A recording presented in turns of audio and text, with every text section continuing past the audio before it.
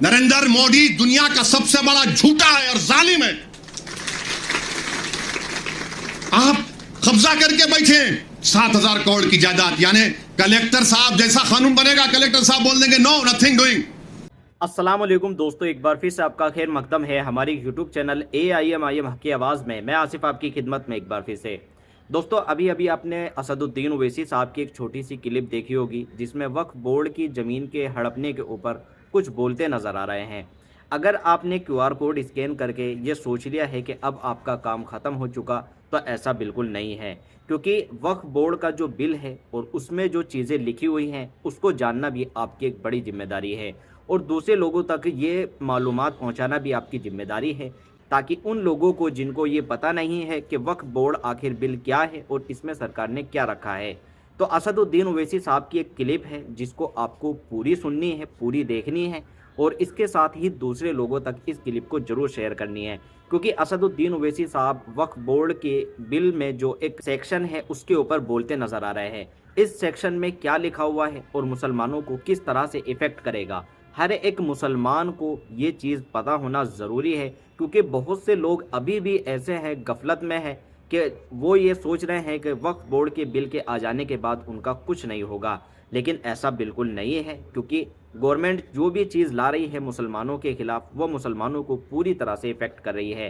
तो वक्फ बोर्ड के बिल में जो QR कोड स्कैन हुआ और उसके ऊपर जो ईमेल भेजी गई, लगभग 3.5 या 4 करोड़ के करीब ईमेल भेजी गई है। अगर आप मुसलमानों की तादाद देखें, मुसलमानों की संख्या देखें, तो लगभग 25 से 30 करोड़ की संख्या है और उसमें सिर्फ 3 या 4 करोड़ के करीब अगर ईमेल जा रहे हैं, तो आप देख सकते हैं कि कितने मुसलमान अभी भी सोए हुए हैं। तो ओवैसी साहब की इस वीडियो में आपको एक ऐसा सेक्शन पता लगेगा इस बिल के बारे में जिसमें साफ तौर से लिखा है कि किस तरह से ये मुसलमानों के खिलाफ है। इस बिल में उस सेक्शन के ऊपर असदुद्दीन ओवैसी साहब बात कर रहे हैं, तो इस वीडियो को आप मुकम्मल वॉच करें और अपने दोस्तों तक, अपने करीबी लोगों तक इस वीडियो को ज़्यादा से ज़्यादा आपको शेयर करनी है, ताकि जो मुसलमान गफलत में सोए हुए हैं, जो मुसलमान वक्फ बोर्ड के बिल को हल्के में ले रहे हैं, उनकी थोड़ी सी आंखें खुल जाए। तो वीडियो देखें ओवैसी साहब क्या बोल रहे हैं। वक्फ बाय यूजर, सबसे पहले यहाँ पर हमारे बोरी समाज के भी जिम्मेदार हैं, मैं इनको शुक्रगुजार हूँ।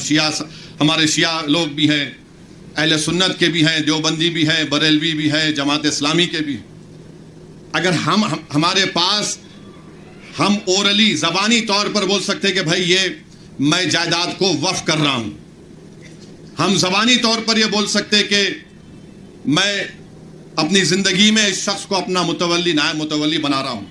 और हमारे क़ानून में section 123 of transfer of property act में उसको कबूल किया जाता है, हिबा को।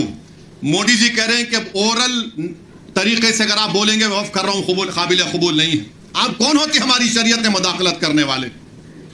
123 ट्रांसफर ऑफ प्रॉपर्टी एक्ट में हमको इजाजत है कि हम अपनी प्रॉपर्टी को दे सकें, और फिर ये कहते हैं कि वक्फ को औलाद आप नहीं कर सकते अगर आप किसी एक लड़कियों के हक को मार रहे हैं, जिसके घर में कोई औरत नहीं है, उसको कोई राइट नहीं देता कि दूसरों के ऊपर उंगली उठाए।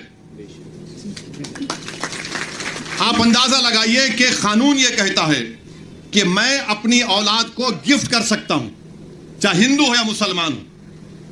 कानून यह भी कहता है कि एक हिंदू हमारा भाई अपने विल के जरिए, अगर उसको 2 औलाद है तो एक औलाद को पूरी दौलत दे सकता है। मुसलमान 1/3 से बढ़ के नहीं दे सकता है ना। अगर उसको 2 बच्चे हैं तो एक को 1/3 दे सकता, पूरी नहीं दे सकता। इन वहां के हमारे को सिखा रहे इंसाफ कि मुस्लिम खवातीन के बच्चों का हक नहीं मारना, गिफ्ट दे सकते। विल पावर आपके पास है।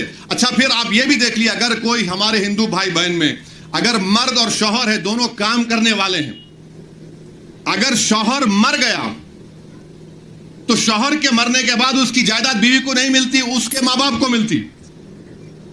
अगर वो उसकी बीवी मर गई तो बीवी की जायदाद उसके शौहर के मां बाप को मिलती। अब उस पर बात करो मोदी जी। आप हमसे कह रहे हैं हमारे पास अगर कोई ऐसा मरते हैं तो हमारे पास तरीका है किसको कितना मिलता है। ये कर रहे हैं। मतलब क्या है कि हमारे शरीयत को हमसे छीन लिया जाए। फिर उसके बाद उसमें यह भी बात कही दी गई कि वक्फ बाय यूजर, आंध्र प्रदेश में वक्फ बाय यूजर के बारे में आपको बताऊंगा कि उत्तर प्रदेश में 90% जायदादें उत्तर प्रदेश में 90% जायदादें वक्फ बाय यूजर हैं।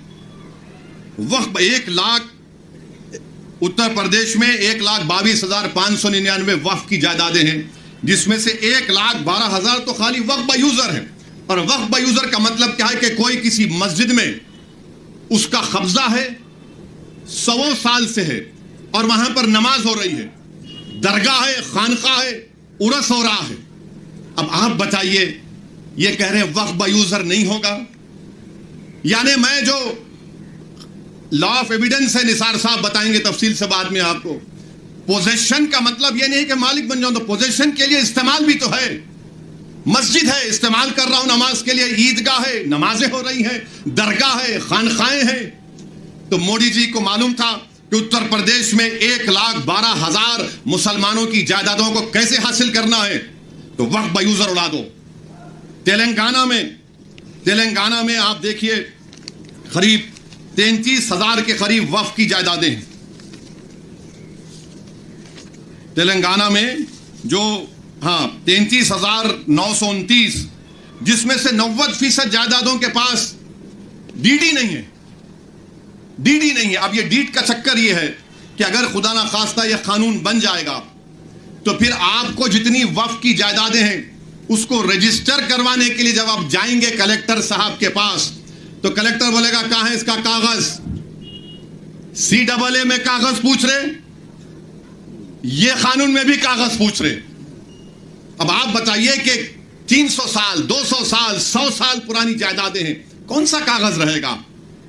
कौन सा कागज रहेगा बताइए आप। नहीं, कागज लाओ तभी इसका रजिस्ट्रेशन होगा।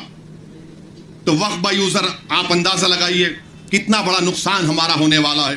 फिर उसके बाद इसमें सेक्शन 3C है, वो ये कहता है कि अगर कोई भी जायदाद वक्फ की है, यह कानून बनने से पहले और बाद में कोई भी जायदाद वक्फ की है और यह कानून से पहले और कानून के बाद वो वक्फ की जायदाद नहीं होगी ता वक्त कलेक्टर फैसला नहीं करेंगे।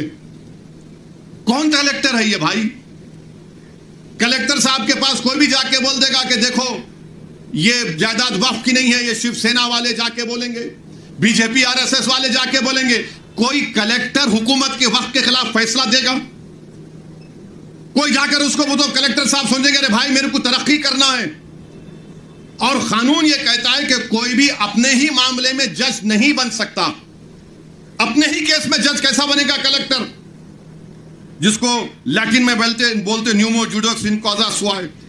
अच्छा, फिर कलेक्टर जब इंक्वायरी, अगर आप जाके कलेक्टर को ही पावर दे दी आप कि कलेक्टर को जाकर कोई बोल देगा कि साहब ये इम्तियाज जलील का घर जो है ना वो वक्फ, या फिर कोई किसी का मस्जिद बोले ये वक्फ बोल नहीं है, तो कलेक्टर साहब क्या करेंगे? ठीक है, मैं इंक्वायरी ऑर्डर करता हूं। अच्छा, उसमें लव का इस्तेमाल हुआ कानून में कि कलेक्टर जिस तरह चाहे उसका इंक्वायरी का तरीक़ेकार अपनाएंगे। बाप की जागीर है कलेक्टर की कि जो चाहे तरीक़ेकार अपनाएंगे। और फिर दूसरा उसमें सुनिए, दूसरा उसमें बोलते कि कोई टाइम लिमिट नहीं, कलेक्टर साहब जब दिल में आया इंक्वायरी करेंगे, जब दिल में आया नहीं करेंगे। और तरफे तमाशा ये है कि जब तक कलेक्टर की इंक्वायरी मुकम्मल नहीं होती वो जायदाद वक्फ की नहीं रहेंगी। यानी मेरी मस्जिद है और मस्जिद को कलेक्टर बोलेगा मैं इंक्वायरी कर रहा हूं, तुम्हारे खिलाफ कंप्लेंट आई, तुम नमाज नहीं पढ़ना, तुम्हारी दरगाह है तुम फातिहा नहीं करना, तुम्हारा मदरसा है तुम नहीं तालीम दिलाना, मैं इंक्वायरी कर रहा हूं। अब इंक्वायरी सुबह क़यामत तक चलेगी, आप तो महरूम हो गए। यह कानून में लिखा गया है, याद रखिए, सेक्शन 3C आपको कह रहा हूं। अब यह सेक्शन 3 का मतलब क्या है कि दिल्ली में 316 जायदादों पर गवर्नमेंट का कब्जा, राजस्थान में 60, कर्नाटका में 40, मध्य प्रदेश में 50, यूपी में 60, उड़ीसा में 55। और सच्चर कमेटी में कहा गया कि दिल्ली के जो 123 जायदादें जो हुकूमत नहीं दी मुसलमानों को, 2007 में सच्चर कमेटी में कहा गया कि उसकी कीमत 7,000 करोड़ थी। 7,000 करोड़ कीमत थी उसकी। आज हम 2024 में आ गए। कौन वक्फ को छीन रहा है? नरेंद्र मोदी दुनिया का सबसे बड़ा झूठा है और जालिम है। आप कब्जा करके बैठे हैं, 84 से कब्जा करके बैठे हैं, बल्कि उससे पहले से। और 7,000 करोड़ की जायदाद, यानी कलेक्टर साहब जैसा कानून बनेगा कलेक्टर साहब बोल देंगे नो नथिंग डूइंग, ये 123 प्रॉपर्टीज जो 2007 में 7,000 करोड़ की थी, आज 2024 में शायद कम से कम 20,000 करोड़ की तो हो सकती है। मोदी जी बोलेंगे नहीं नहीं भाइयों बहनों, मैं तुम्हारा भाई हूं, 20,000 करोड़ दे दो तुम मेरे को।